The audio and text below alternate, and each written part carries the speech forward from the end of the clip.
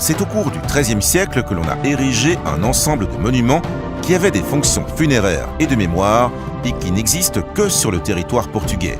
Ils se trouvent très souvent sur des chemins importants, contrairement à la tendance de l'époque qui plaçait les nécropoles près des églises et des chapelles. En général, ces monuments correspondent aux tombes des fidèles de Dieu, c'est-à-dire ceux qui sont morts accidentellement ou en duel, étant donc interdits d'être enterrés dans des lieux saints. Le mémorial d'Alpendorada doit être compris dans ce contexte, surtout en raison de l'épée gravée dans la pierre au-dessus de la plinthe qui sert de base à son arc. Ce symbole de la noblesse était également présent dans le mémorial de Lordelo à Baiaio, démoli au XIXe siècle, et on le retrouve encore dans le mémorial de Sobrado, Castelo de Paiva.